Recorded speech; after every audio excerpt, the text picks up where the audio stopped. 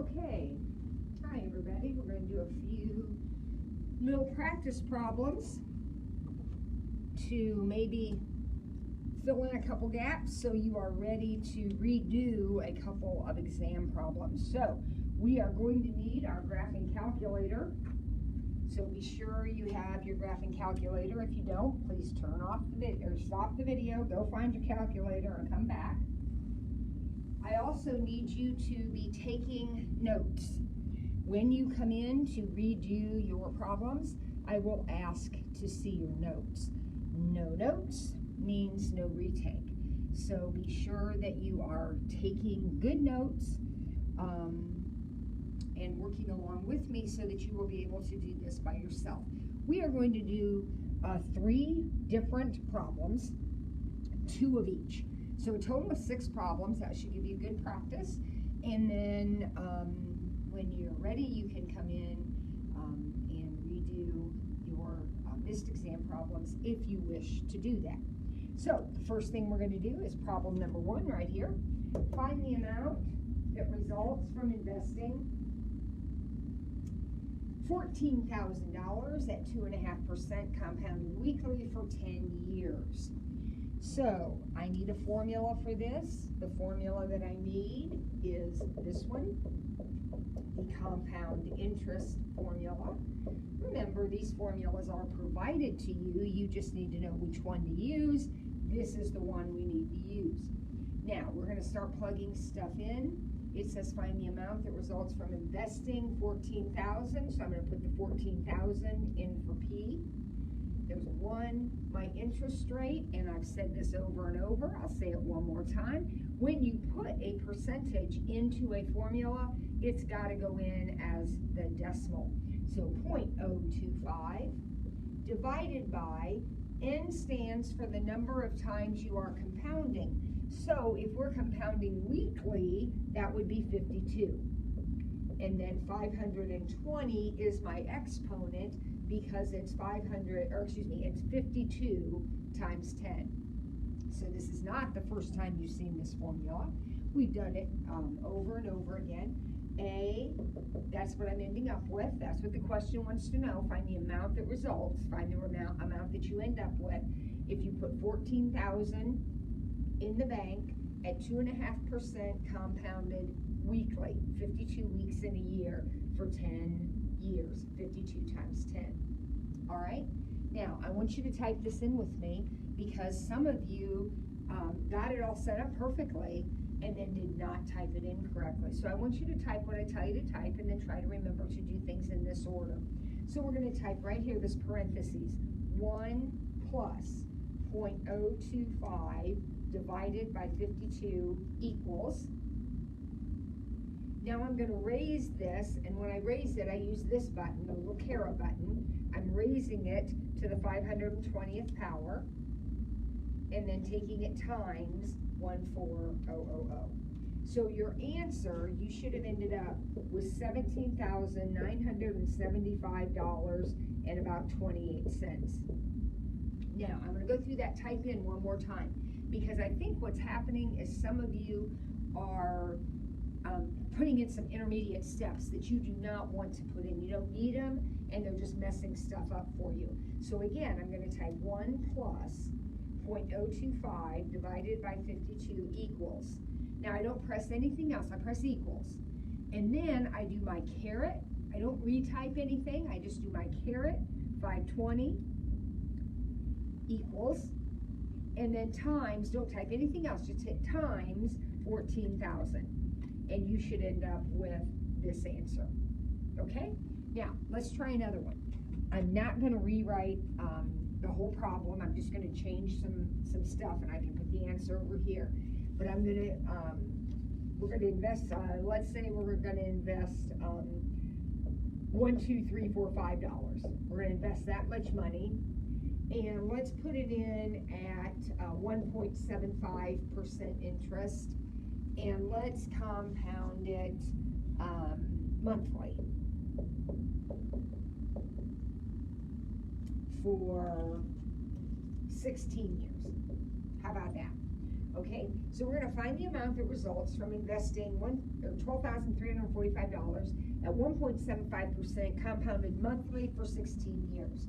All right, so here we go. Formula. That's provided to you, so you don't need to memorize it, but you need to know that's the one you need when you're compounding monthly, daily, yearly, weekly, whatever it is. This is your compound interest formula. So we want to find the amount we end up with.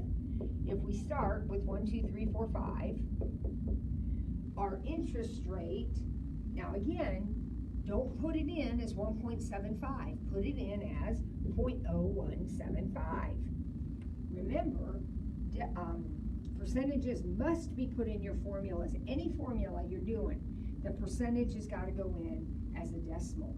Now, this time we are compounding monthly. Remember last time, N was 52.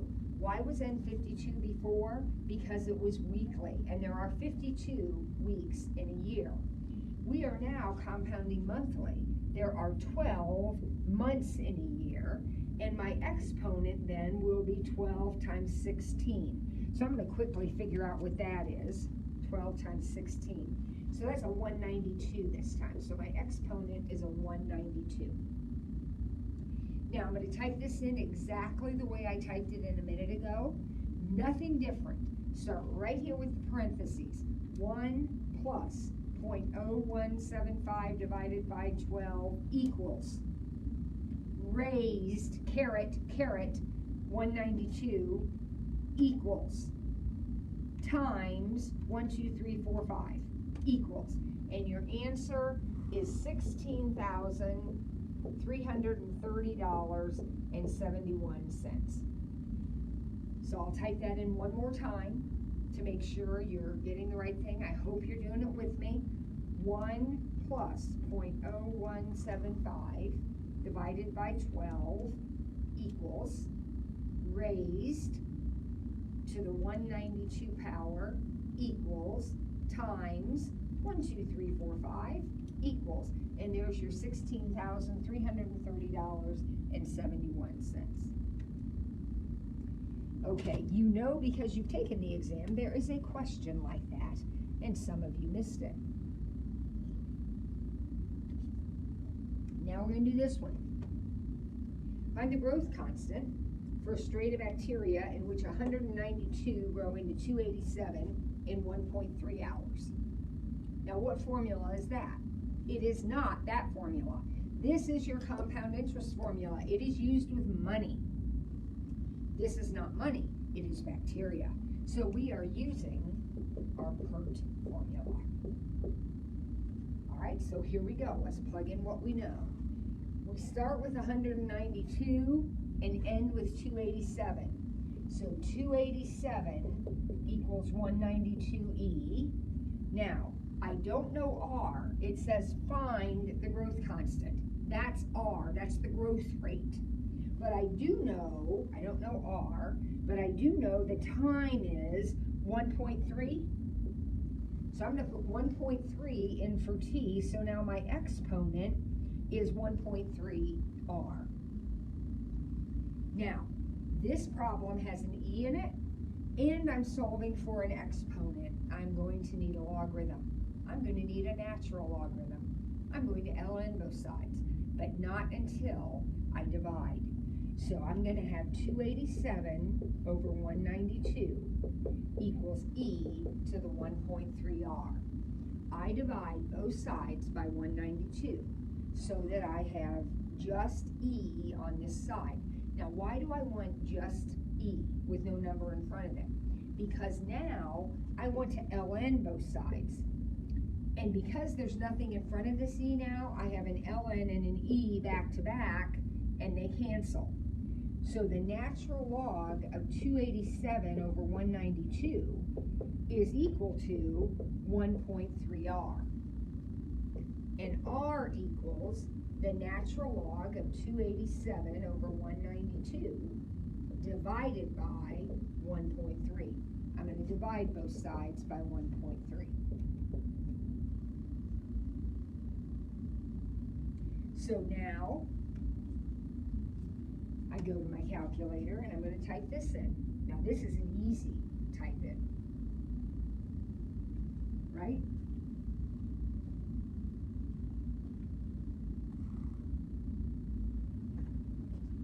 Heard a funny noise and thought maybe the video stopped, but it didn't. Here we go. ln 287 divided by 192, close those parentheses, divided by 1.3. And the answer is 0.309. Okay? Let me see what it says on the exam, how to round it off.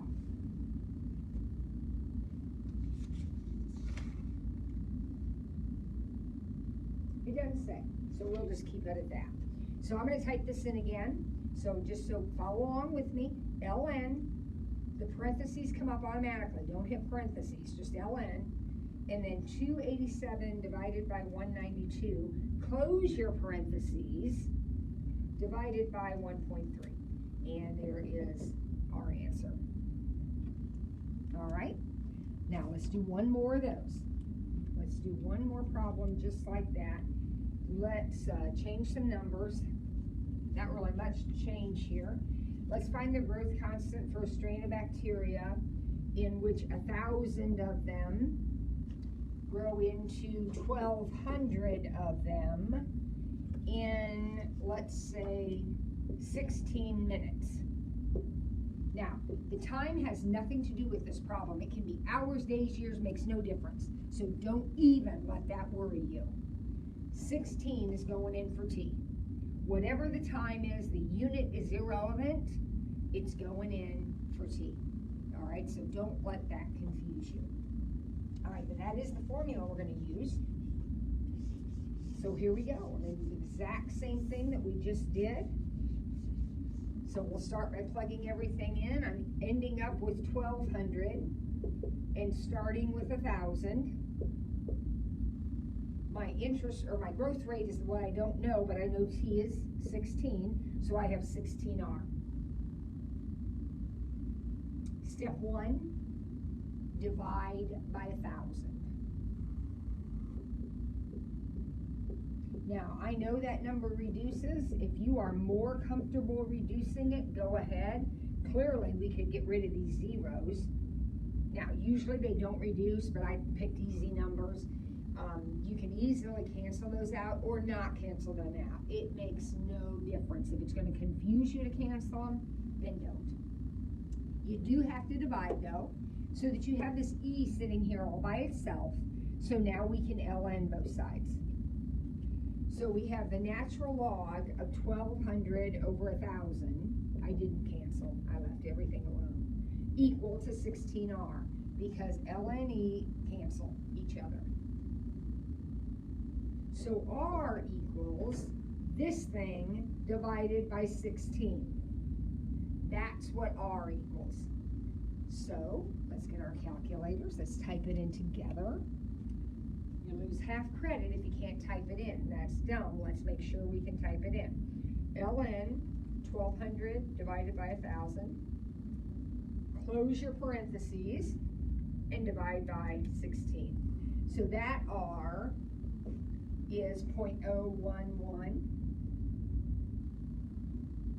And whatever you want to round to, if I put another digit in before, 0.0114. That is the answer. So let's talk about how to type that in one more time. Then we're going to a different kind of problem. ln, that parentheses will pop in automatically. Type that in, close the parentheses, divided by 16. Obviously, if you're not getting these answers when you type them in, you need to come see me and figure out how to use your calculator. All right. Now we're switching gears, and we are going to do the box problem. Okay? So here is what we're going to use. We're going to have a piece of paper. Let's say our paper is 13 by 15. So we're going to start with a 13 by 15 piece of paper. and we're going to cut out notches so you can fold up the flaps. You know we did this. We made a box, so you know what I'm talking about. You're going to have to do several things. It's exactly like on the study guides. It's exactly like on the exam. We need to write the equation, and we need to find the domain. We need to show Mrs. Ford what it looks like on our calculator and tell me what window you used.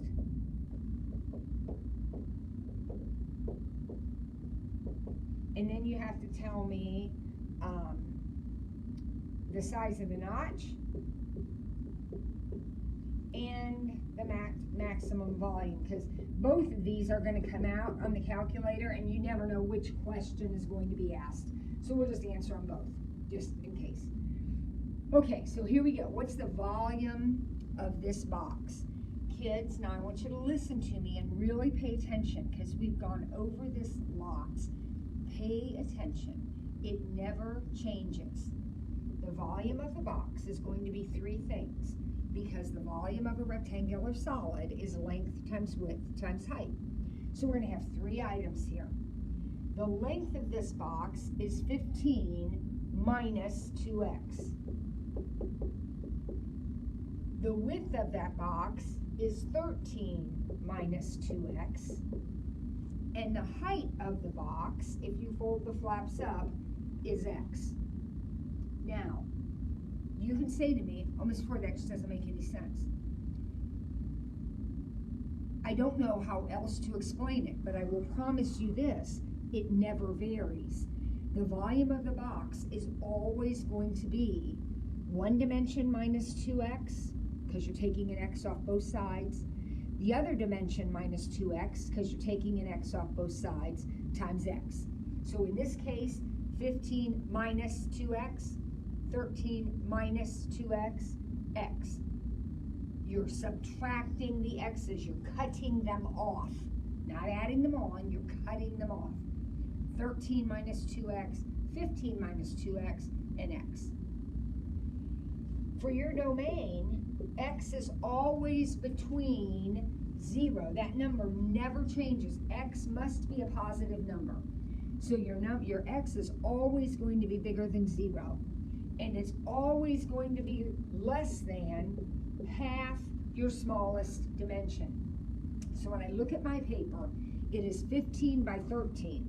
The smaller dimension is 13. Half of 13 is 6.5. If I only have 13 inches, 6.5 here and 6.5 here is the most I can do.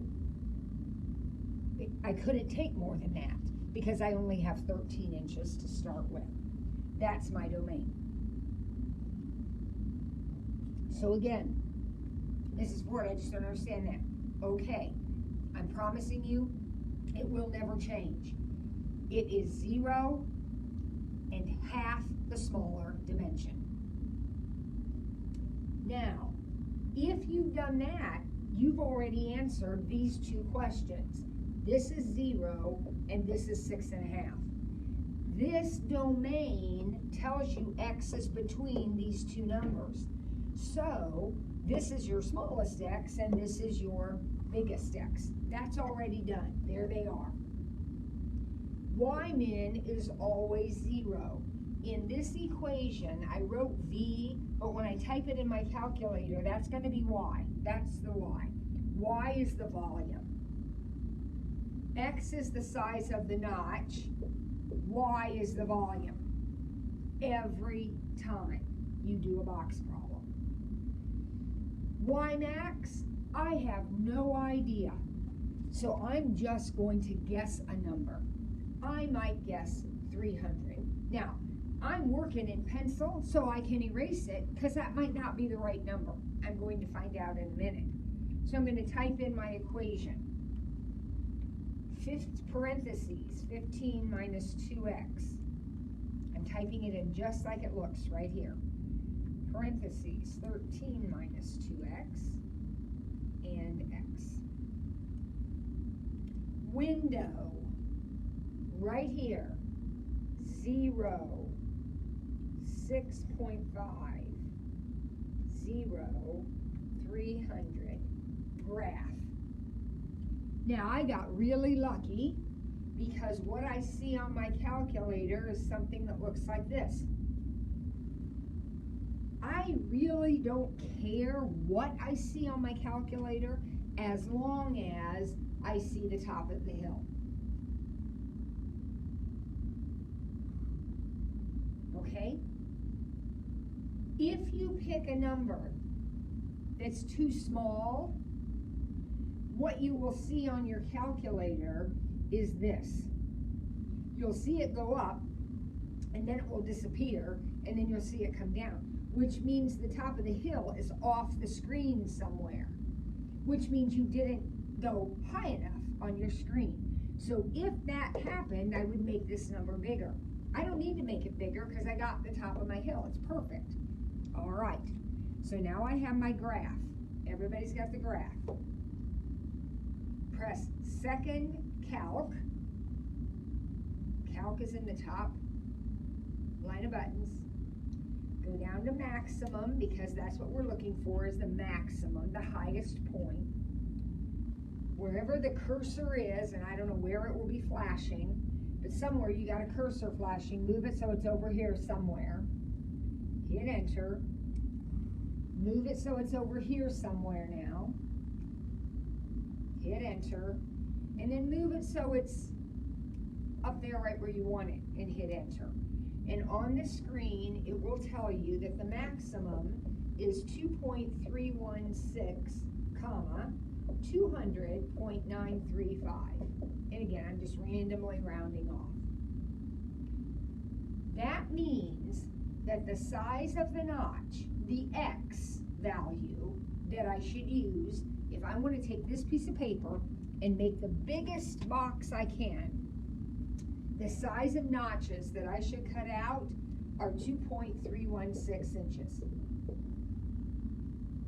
If I do that, if I cut out notches that are 2.316 inches, I will produce a box that has a volume of 200.935 cubic inches.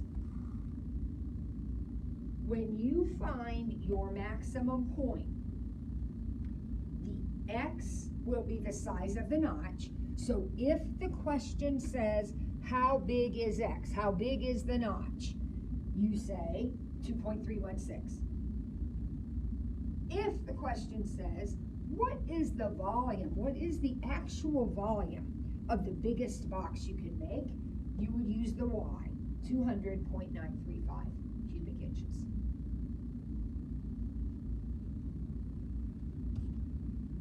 All right, one more. Gonna make another box. Move that up here. I'm gonna answer the same two questions because you never know which one I'm gonna ask you for, but you're gonna need to do all this stuff. So here we go. Let's take a piece of paper this time. Let's make it, let's make it 19 by 77. Great year, 1977. So this piece of paper is 19 by 77. It's a pretty big piece of paper. We're going to write the equation of the volume of the box we're going to create by cutting out square notches and folding up the flaps. So, three things, length, width, and height. Here we go. What's the length of the box going to be? 19 minus 2x. Width, 77 minus 2x. Height, x. I told you a minute ago, and I meant it, it will never vary. One dimension minus 2x, the other dimension minus 2x times x. That's the volume of your box. Now, what's your domain? I told you that will never vary either. Your domain is always something, some x, in between 0, always positive, always 0, and half the smaller dimension. The smaller dimension is 19, so this time it's 9.5. Your domain is always x is between 0 and half the smaller dimension. Once you have done that, you have done this. This is done. Oh, not 19. This is always 0. It never changes. You're in the first quadrant. Volume is positive. It has to be bigger than 0. Y has to be bigger than 0. X and Y both have to be bigger than 0 in this problem. Y max, no idea. Just for fun, I'm going to pick 600, but I have a feeling I'm going to need bigger than that. But I'm going to go ahead and put that in and just see what happens. So here we go. I'm going to put in my equation. Going to clear out the old one, put in the new one. 19 minus 2x. 77 minus 2x and x. Then I got to change my window to these numbers. I'm going to hit graph. Now, this is exactly what happened. You can probably see it. It's right up like this and right down like this. Now, what does that tell me? That tells me not only is my window not big enough, it is really not big enough. Because can you see there is a whole bunch of that parabola up there that I can't see. So I'm going to really change this. I'm going to make that 6,000. Now, I have no idea. I've never done this problem before. I have no idea what's going to happen. So I'm just going to change that to 6,000 and hit graph and see what happens. Oh my gosh, I got lucky again. Now I have a nice little picture that looks like this. Now, how did I know to pick 6,000? Kids, I just had to pick a number. And I knew it was going to be a lot bigger than 600. I could have picked 3,000. And maybe it would have worked and maybe it wouldn't. You just keep picking numbers. Change Y max until when you press graph, you see the hill. I see the hill. Those of you that are working independently, you may have picked a different number than me. You may have tried 5,000 and it worked great, or 4,000 and it worked great. That's fine. There are lots of possible answers here, lots of options. The whole deal is it's got to be big enough to show that picture. Okay, so now I got my picture. So second calc, go down to maximum, left bound, right bound. I'm moving my cursor back and forth. We've done a lot of this in class. If you don't know how, again, you just need to come in. That has to be taken care of. So 4.42 and 3060.87.